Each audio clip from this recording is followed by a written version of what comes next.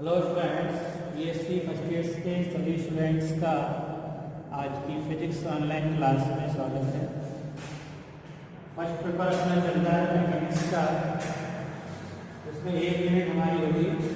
आज second unit start करेंगे। Second unit का नाम है ब्लड प्रिंट।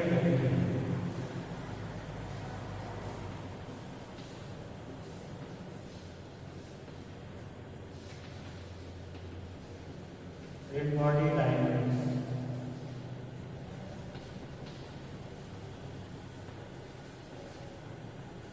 इसमें फर्स्ट जो टॉपिक है पहला वो है द्रव्यमान की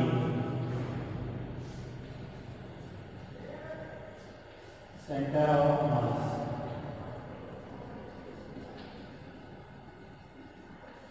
हालांकि 11th क्लास में भी पढ़ा हुआ आप लोगों ने सेंटर ऑफ मास, द्रव्यमान केंद्र। सबसे पहले देखो द्रव्यमान केंद्र होता क्या है।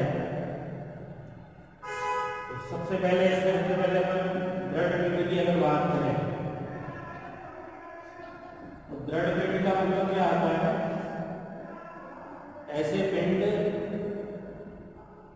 जिनके अणुओं के मध्य की दूरी किसी भी बाह्य बल या बलागु के प्रभाव में चेंज नहीं होती, वो पिंड क्या कहलाते हैं? दृढ़ पिंड। यानी किसी पिंड पर कोई भी बाह्य बल लगाओ या बल आघूर्ण लगाओ तो बल या बलाघूर्ण लगाने से उनके अणुओं के बीच की दूरी परिवर्तित ना हो। यानी कोई पिंड जब गति कर रहा हो तो दबे नहीं, फैले नहीं, जिस आकृति में है, जिस ज्यामिति में है उसी ज्यामिति में बना रहे। बेलनाकार ही बना रहे, उसके बीच की जब दूरी न चेंज होगी अणुओं की तो उसकी आकृति नियत रहेगी, एज इट इज रहेगी।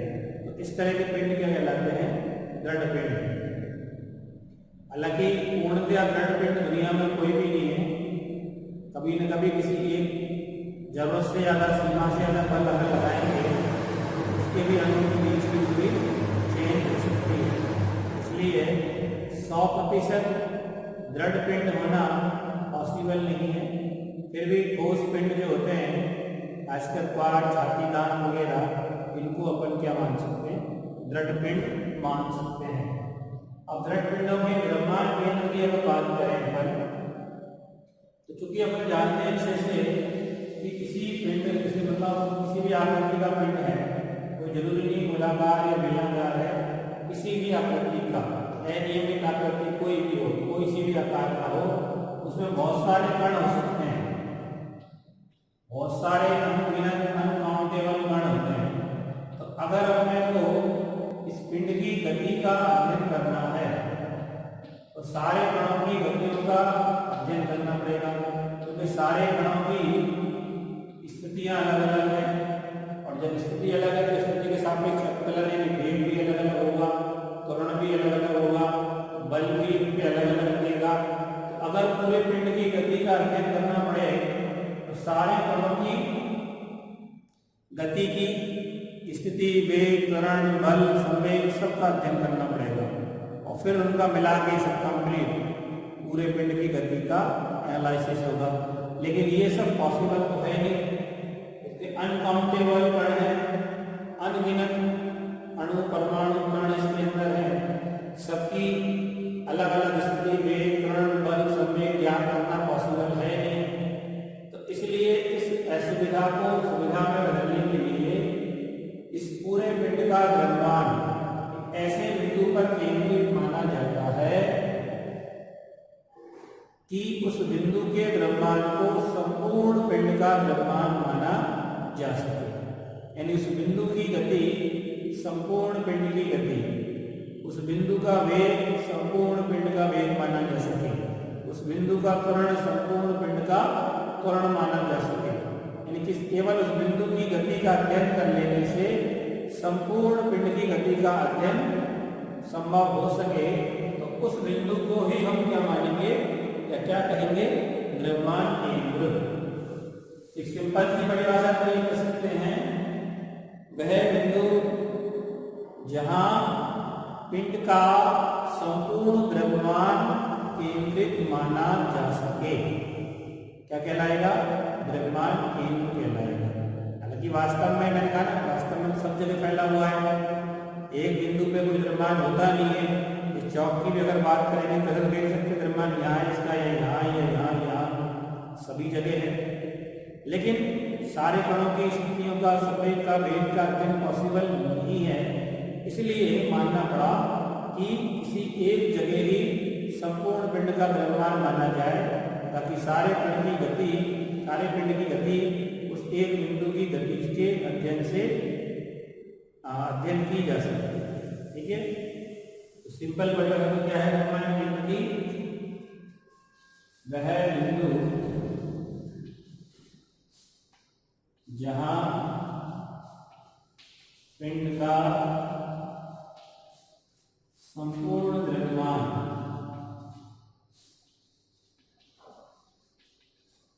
केंद्रित माना जा सके।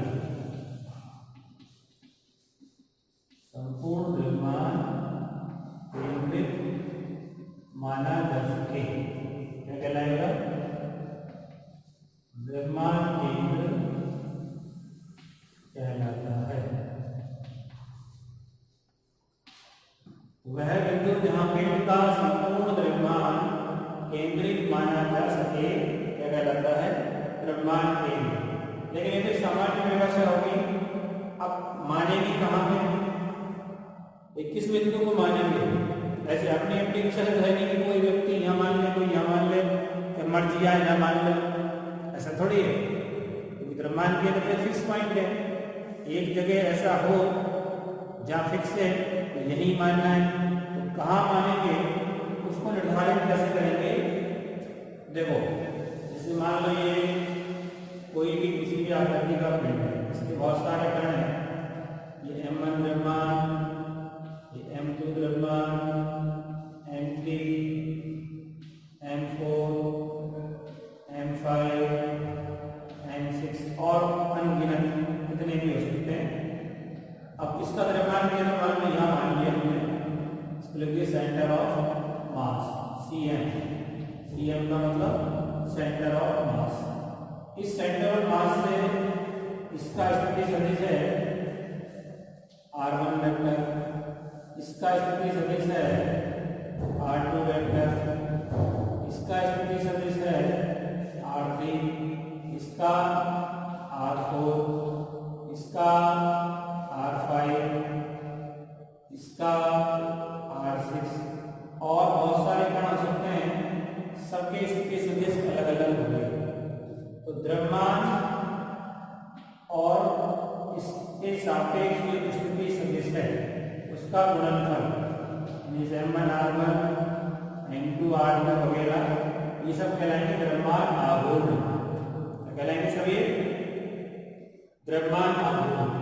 तो द्रव्यमान केंद्र उस बिंदु को माना जाए जिसके सापेक्ष सभी कणों के द्रव्यमान और उनके स्थिति सदिश के गुणनफल, यानी कि द्रव्यमान आघूर्णों का योग 0 के बराबर हो, उसी बिंदु को क्या माना जाएगा? द्रव्यमान केंद्र। समझ गए? तो द्रव्यमान केंद्र किस बिंदु को माना जाएगा? उस बिंदु को द्रव्यमान केंद्र माना जाएगा जिसके सापेक्ष पिंड के सभी कणों के द्रव्यमान और उनके स्थिति सदिश के गुणनफलों का योग 0 के बराबर हो जाए।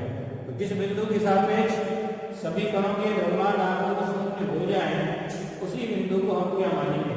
द्रव्यमान केंद्र। इसके ऊपर डेफिनेशन लिख सकते हैं। द्रव्यमान केंद्र वह बिंदु होता है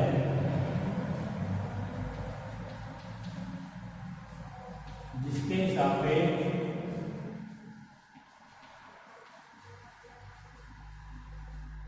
सभी कणों के, पिंड में जितने भी कण हैं सभी कणों के द्रव्यमान एवं उनके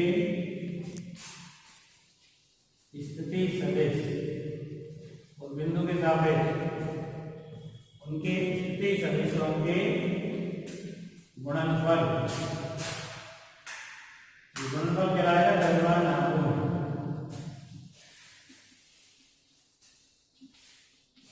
गुणनफलों का द्रव्यमान आगमनों का योग शून्य हो।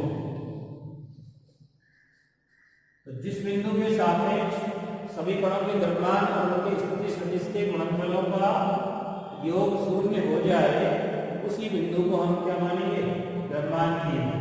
जिस चित्र में मैंने दिखा रखा है, यहाँ मान लो सेंटर ऑफ मास माना है, इसके बहुत सारे कण हैं, इनके द्रव्यमान m1, m2, m3, m4 dot dot है और इनके द्रव्यमान केंद्र के सापेक्ष स्थिति सदिश r1, r2, r3 dot dot है। तो इनका गुणनफल कैसे लिखेंगे? m1 r1 और योग भी करना है m1 r1 plus m2 r2 plus m3 r3 plus dot dot.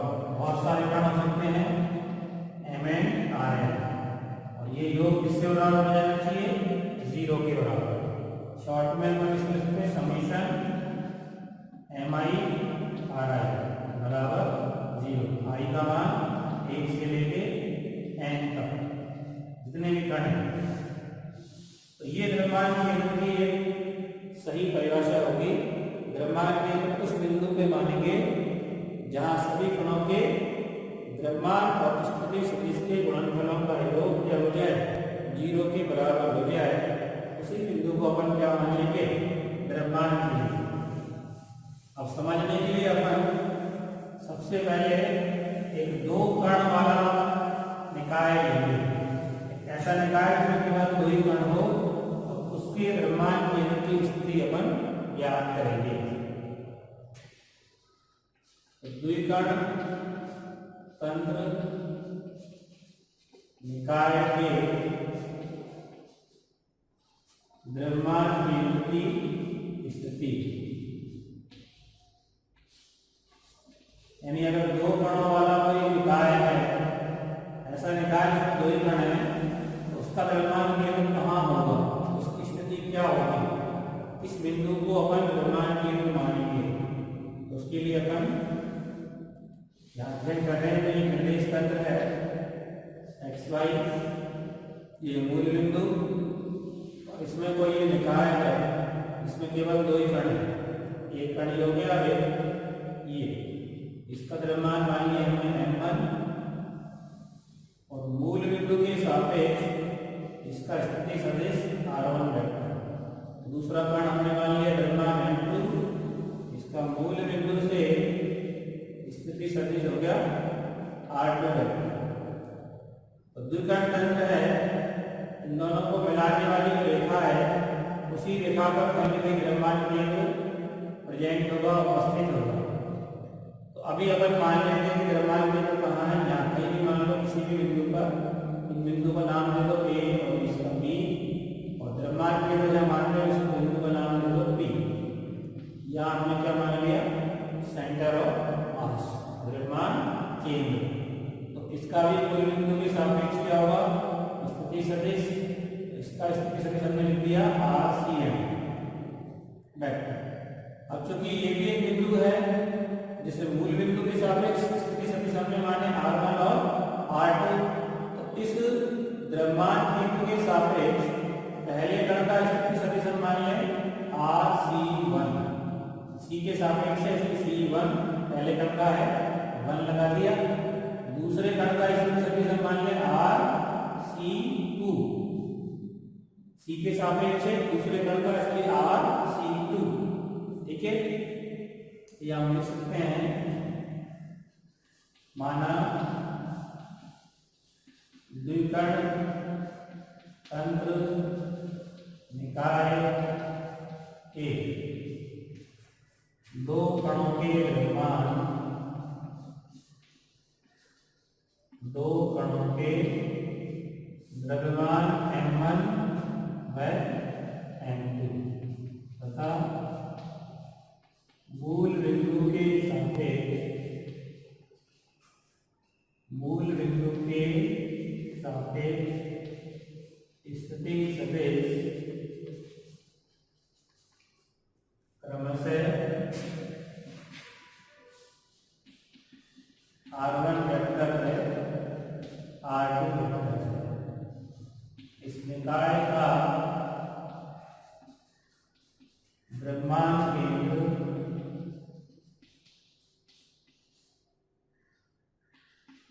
इस निकाय का द्रव्यमान केंद्र दोनों कणों को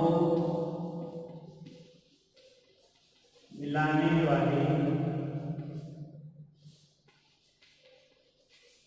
रेखा पर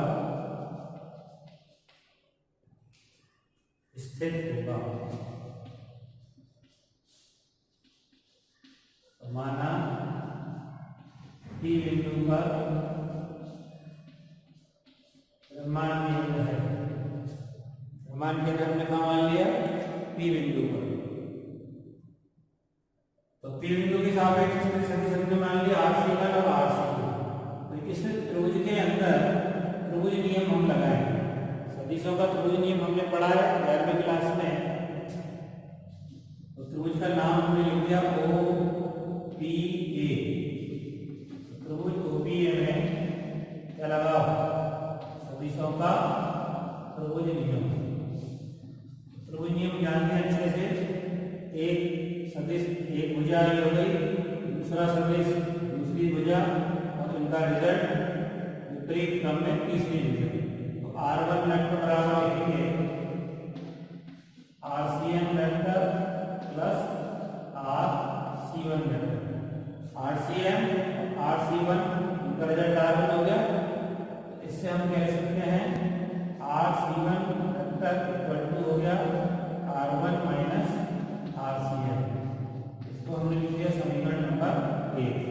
ऐसे ही दूसरा त्रिभुज OPB में इसमें क्या लगाओ? त्रिभुज नियम लगाओ। इसमें RCN प्लस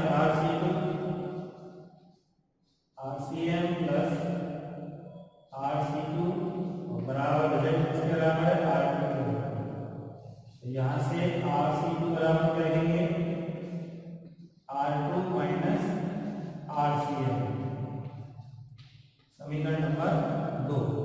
और अभी अपन ने जो द्रव्यमान केंद्र की डेफिनेशन लिखी है, द्रव्यमान केंद्र की परिभाषा के अकॉर्डिंग क्या होता है? द्रव्यमान केंद्र के सापेक्ष सभी कणों के द्रव्यमान वस्तु सदिश के गुणनफलों का सदिश योग क्या होता है? 0 के बराबर। तो द्रव्यमान केंद्र की परिभाषा से दो ही कण है यहाँ पर, दोनों कणों के द्रव्यमान और उनके स्थिति सदिश। द्रव्यमान केंद्र के सापेक्ष क्या है? सदिश इसका RC1 और इसका RC2। तो M1 RC1 और M2 RC2 द्रव्यमान आगमन हो गए, इनका योग इसके बराबर कीजिए 0 के बराबर। M1 RC1 plus M2 RC2 बराबर 0। RC1 का मान लिख लो R1 minus RCN plus M2 RC2 का मान लिख लो R2 माइनस RCN बराबर 0। गुणा करेंगे M1 R1 minus M1 RCN plus M2 R2 minus M2 RCN और बराबर क्या हो गया? 0। माइनस वालों को अगर ट्रांसफर कर दो चरण तो क्या बचेगा? M1 R1 plus M2 R2 बराबर। अब माइनस वाले दोनों कर जाएंगे तो दोनों में RCN होगा, इसमें भी और उसमें भी RCN कॉमन ले लिया तो क्या बचेगा? M1 प्लस M2 और RCN क्या होगा? कॉमन। तो इससे RCN बराबर क्या आ गया? M1 R1 plus M2 R2 और बटे M1 प्लस। तो ये फॉर्मूला हो गया द्रव्यमान केंद्र की स्थिति ज्ञात करने का। जिन दो कणों का दो कण तंत्र निकाय का अपने को द्रव्यमान केंद्र ज्ञात करना, उन कणों के द्रव्यमान के मान रख दो और मूल बिंदु से क्या स्थिति है उनकी स्थिति सदिश रख दो, तो हमें क्या ज्ञात हो जाएगा? द्रव्यमान केंद्र की स्थिति ज्ञात हो जाएगी इस सूत्र से। अब इसमें विशेष कंडीशन अपन लिख सकते हैं, अगर मान लो दोनों कणों के द्रव्यमान बराबर हो, ये दोनों द्रव्यमान क्या हो?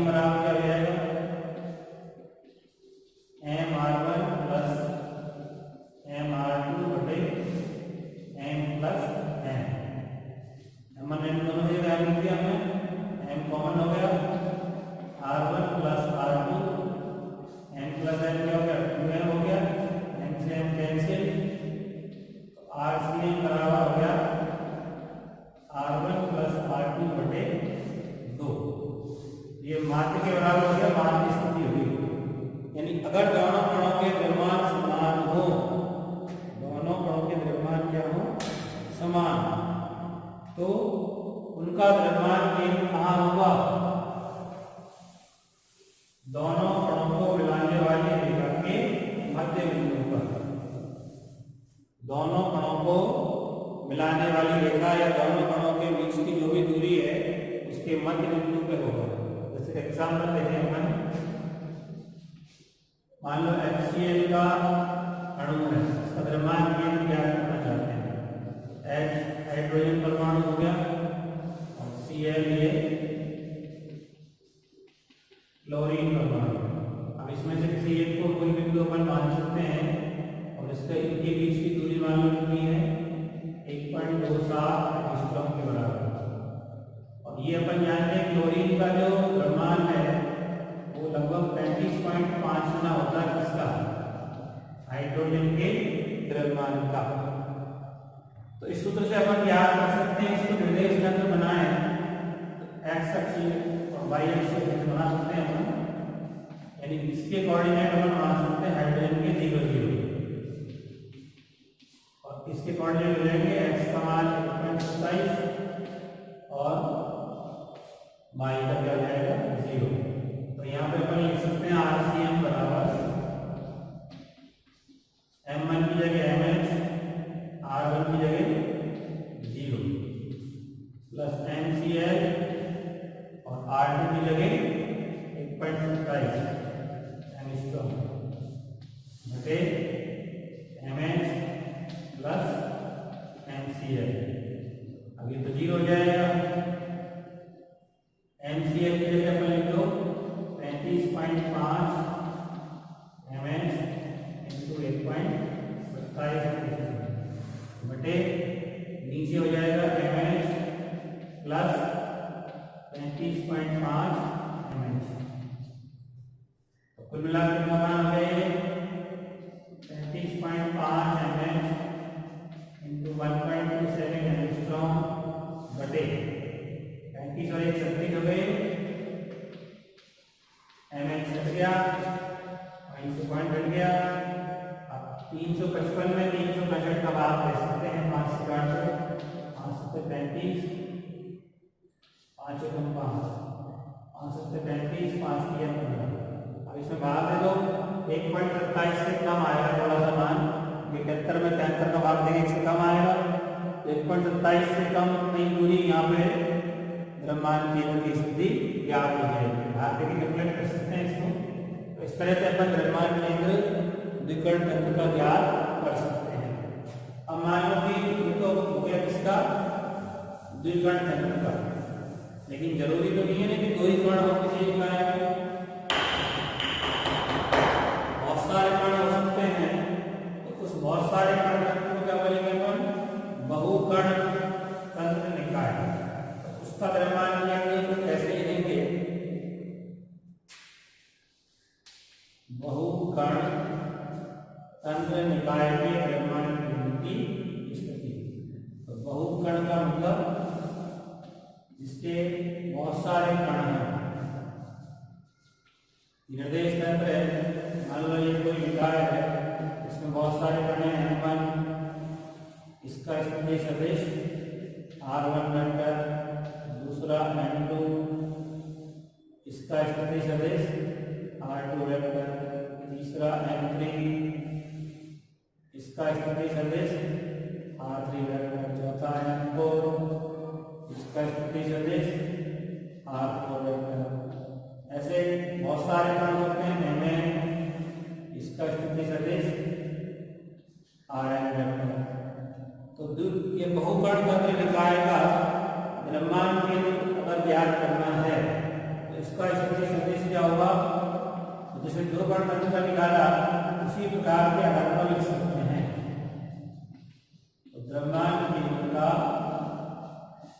स्थिति सदिश RCM वेक्टर बराबर, जैसे हमने 2 कण तंत्र का लिखा है वैसे ही बहुकण तंत्र का लिख सकते हैं। 2 कण के हमने क्या लिखा था, M1R1 प्लस M2R2 बटे M1 प्लस M2। अब मान लो 3 कण होते, तीसरे की स्थिति आती है ऐसे M3R3 हो जाता,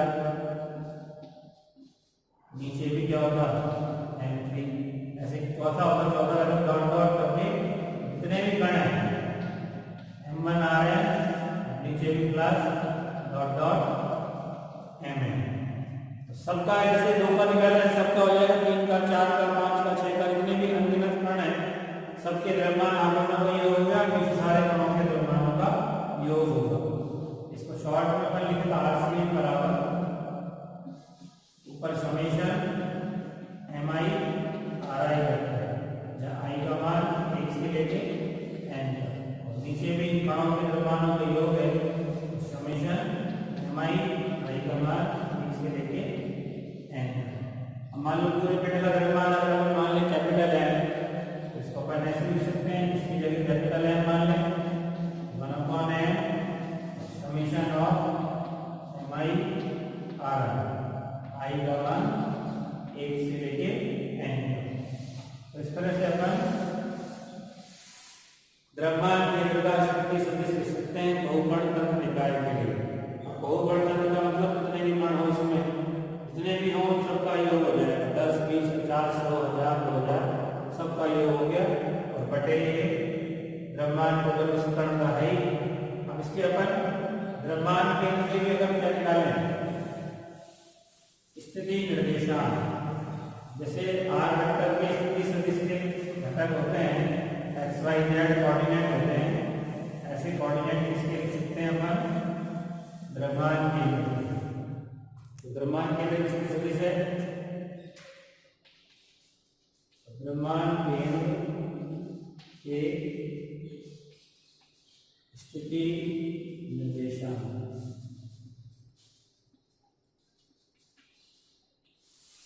चूंकि चित्र में अभी अपन ने देखा बहुत सारे कण हैं, उनके बहुत सारे कणों के क्या है स्थिति सदिश हैं, तो माना बहुकण तंत्र निकाय के विभिन्न कणों के द्रव्यमान मान लेते हैं M1 M2 M3 dot dot Mn, और इनके स्थिति सदिश क्रम से R1 R2 R3 dot dot Rn है।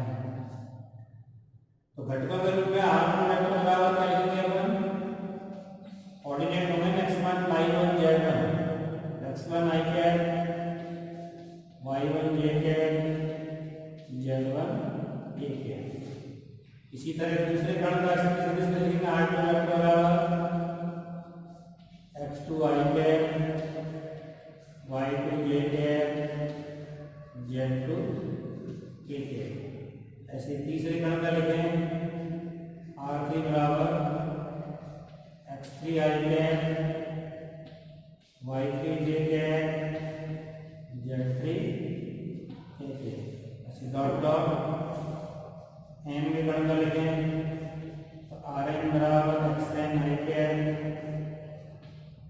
yn j कैट और zn k कैट। इसी तरह द्रव्यमान केंद्र का स्थिति सदिश है RCM, उसका हम ले लेते हैं XCM i cap plus YCM j cap plus ZCM k cap. द्रव्यमान केंद्र का स्थिति सदिश है ना RCM, उसके भी कोऑर्डिनेट होंगे i cap j cap k cap गुणा, वो हमने XCM YCM ZCM मान लिए। अब जो हमारा RCM का फॉर्मूला है, RCM वेक्टर बराबर क्या है, M1 R1 plus M2 R2 plus M3 R3 plus dot dot Mn Rn बटे M1 plus M2 plus M3 plus dot dot M।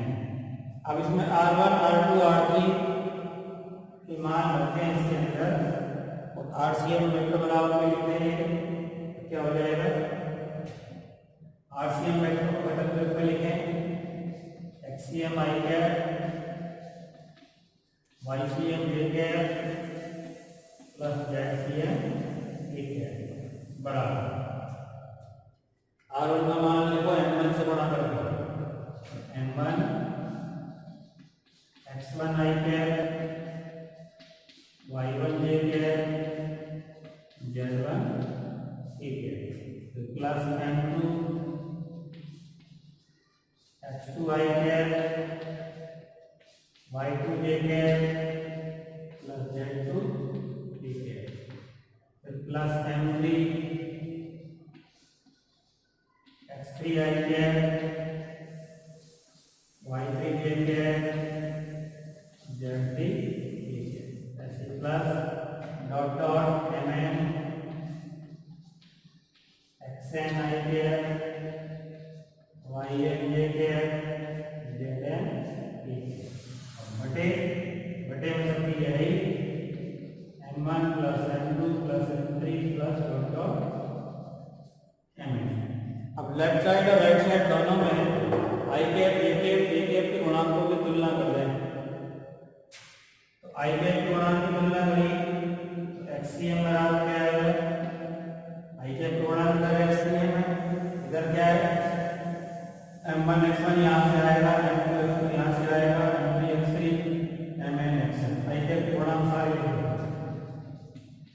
m1 x1 plus m2 x2 plus m3 x3 plus dot dot mn xn बटे में नीचे सबके ये है m1 plus m2 plus m3 plus dot dot mn summation के रूप में short में लिखें summation of mi xi i का मान 1 से लेके n तक और नीचे तो सबको पूरे बिट का द्रव्यमान n लिख सकते हैं 1/n है। तो ये एक्ससीएम बराबर हो गया। इसी तरह से वाईसीएम और जेडसीएम की मान निकालने की तुलना करके तो जेकेएफ की गुणांक की तुलना करो तो जेकेएफ का गुणांक इधर लेफ्ट साइड में है वाईसीएम, उधर राइट साइड से जाएंगे m1 y1 यहाँ से m2 y2 यहाँ से m3 y3 और mn yn m1 y1 plus m2 y2 plus m3 y3 plus dot dot mn yn बटे m1 plus m2 plus m3 plus dot dot mn। Short में इसको summation of mi yi i का मान 1 से लेके n तक और ये टोटल द्रव्यमान इससे हमें क्या मिल जाएगा वाईसीएम। फिर के के गुणांक की तुलना करेंगे लेफ्ट साइड में के के गुणांक में जेडसीएम और तो राइट साइड से आएंगे m1 z1 m2 z2 m3 z3 इस तरह m1 z1 plus m2 z2 plus m3 z3 plus dot dot mn zn बटे नीचे में सबको वो है ये m1 plus m2 plus m3 plus dot dot mn। ये शॉर्ट में लिखेंगे इसको तो जेडसीएम बराबर हो गया समेशन mi zi i का मान 1 से लेके n तक और बटे ये सारे पिंड का द्रव्यमान n हो गया। तो इस तरह से अपन एक्ससीएम वाईसीएम जेडसीएम द्रव्यमान केंद्र के स्थिति निर्देशांक ज्ञात कर सकते हैं। इससे एक्ससीएम का मान हो जाएगा, वाईसीएम हो जाएगा और ये जेडसीएम हो जाएगा। ठीक है।